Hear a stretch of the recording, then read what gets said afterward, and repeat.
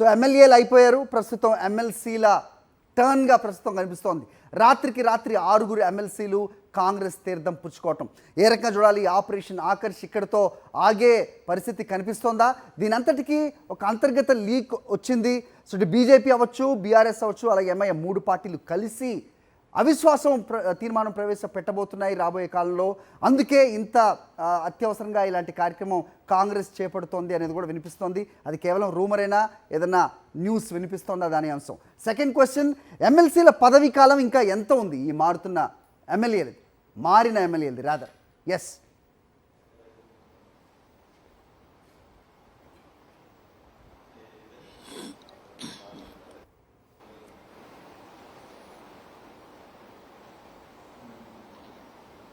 ఆరుగురు ఎమ్మెల్సీలు చేరారు. అంతకుముందు అసెంబ్లీ ఎన్నికల ముందు ఒక 2 ఎమ్మెల్సీలు కూడా చేర్చుకోవడం జరిగింది. ఓవరాల్ గా బీఆర్ఎస్ నుంచి ఇప్పటి వరకు కాంగ్రెస్ లో 8 మంది ఎమ్మెల్సీలు చేరగా 6 ఎమ్మెల్యేలు చేరడం జరిగింది.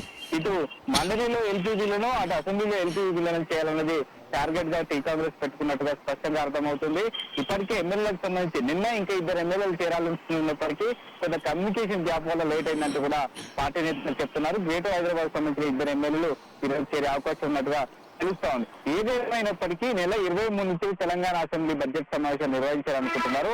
ఆలోపే మొత్తం కూడా ఎల్పీలో వినతి చేయాలనేది టార్గెట్ గా పనిచేస్తున్నారు. మొత్తం కూడా పొంగిరెడ్డి శ్రీనివాస్ రెడ్డి వ్యవహారం అంతా నడుస్తున్నట్టుగా తెలుస్తా ఉంది. నిజానికి నిన్నకు సంబంధించి నిన్నంతా వేగంగా చేరాల్సిన అవసరానికి సంబంధించి కూడా మనం చర్చించాలి. ప్రధానంగా కూడా ఈ రోజు నుంచి అమావాస్య వస్తున్న నేపథ్యంలో ఎమ్మెల్సీలు వీళ్ళని తొందరగా మీరు చేరాలనేది వాళ్ళు చెప్పడం జరిగింది. దీంతో సీఎం రేవంత్ రెడ్డి నిజానికి 10 గంటలకే హైదరాబాద్ చేర్చుకోవాల్సుకున్నప్పటికీ కొన్ని మీటింగ్స్ వల్ల లేట్ అయినట్టుగా తెలుస్తోంది. ఈ నేపథ్యంలో అర్ధరాత్రి అయినప్పటికీ ఎమ్మెల్సీలు చేరుతామనడంతో ఎమ్మెల్సీలను చేర్చుకోవడం జరిగింది. అయితే పూర్తి స్థాయిలో కూడా మొత్తం కూడా ఎమ్మెల్సీలను చేర్చుకోవాలని టార్గెట్గా పెట్టుకున్నారు. అయితే పదవీ కాలం కూడా వీళ్ళు ఒక డిస్కషన్ అయితే పెట్టుకున్నారు. కనీసం 3 ఏళ్ల పైబడి ఉన్న ఎమ్మెల్సీలను చేర్చుకోవడం ద్వారా ఇప్పటికిప్పటికీ పార్టీలో ప్రెజర్ ఉండదు. ఒకవేళ సంవత్సరం లోపు 6 నెలల లోపు పదవీ కాలం ఉన్న వాళ్ళని చేర్చుకోవడం వల్లే మళ్ళీ వాళ్ళకు రెన్యువల్ చేయాల్సి ఉంటుంది. దీంతో పాటు పార్టీలో చాలామంది కూడా పనిచేశారు కాబట్టి వాళ్ళకు కూడా అకామిడేట్ చేయాల్సి ఉంటుంది. కాబట్టి దాన్ని దృష్టిలో పెట్టుకుని కనీసం 3 ఏళ్ల పదవీ కాలం ఉన్న వాళ్ళని తీసుకుంటూనే పార్టీకి ఉపయోగకరంగా ఉంటుందనేది చర్చించారు. వీళ్ళందరి పదవీ కాలం మాత్రం మ్యాక్సిమం అలాగే ఉంది. అయితే చాలామంది కూడా లోకల్ బాడీ నుంచి ఎన్నికైన వాళ్ళు ఉన్నారు. ఇందులో 3, ఒకరు 2 గవర్నర్ కోట ఉండడం జరిగింది, ఒకరు ఎమ్మెల్యే కోట ఉండడం జరిగింది. అయితే ప్రస్తుతం దీనికి సంబంధించి బీఆర్ఎస్ కూడా వేగంగా స్పందిస్తూ ఉంది.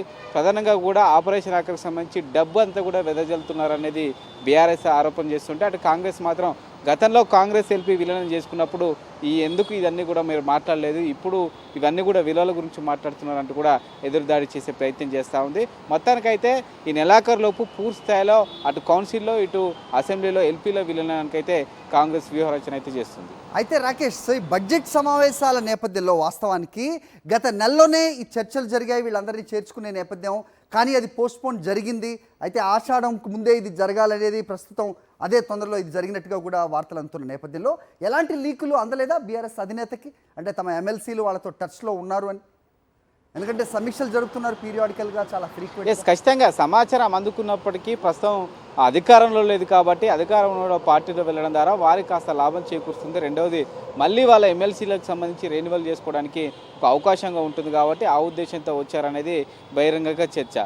దీంతో పాటు ప్రస్తుతానికి సంబంధించి చూస్తే ఇక్కడ బీజేపీ ఎదుగుతుంది, ప్రస్తుతం బీఆర్ఎస్లో ఉంటే నష్టం జరుగుతుందనే వాళ్ళ రాజకీయ భవిష్యత్తును దృష్టిలో పెట్టుకుని కూడా ఈ తరహా నిర్ణయాలు తీసుకుంటున్నారనేది అర్థమవుతుంది. దీంతో పాటు ఇంకా 4.5 ఏళ్ల పాటు కాంగ్రెస్ అధికారంలో ఉంటుంది కాబట్టి తమ పనులు కానీ తమ సన్నిహితుల పనులు చేయించుకోవడం ఈజీ అవుతుందనేది ఒక ఎత్తుగడగా చెప్పుకోవచ్చు. ఏదైనప్పటికీ వాళ్ళ పొలిటికల్ కెరీర్ దృష్ట్యా కూడా ఈ నిర్ణయాలు తీసుకుంటున్నారు. వీటికి సంబంధించి సీఎం కేసీఆర్కి లీకులు వెళ్ళినప్పటికీ వరుస సమావేశాలు నిర్వహిస్తున్నారు, అందరితో మాట్లాడుతున్నప్పటికీ ప్రస్తుతం అధికారం అనే ఎజెండాగా కూడా ఈ యొక్క సంబంధించిన చేర్పులు జరుగుతున్నాయి. కాబట్టి దీన్ని దృష్టిలో పెట్టుకునే సీఎం కేసీఆర్ ఉన్న మరొకరున్న ప్రస్తుతం ఉన్న పరిస్థితుల్లో ఏం చేయాలనే పరిస్థితి నెలకొంది. రైట్ రాకేష్.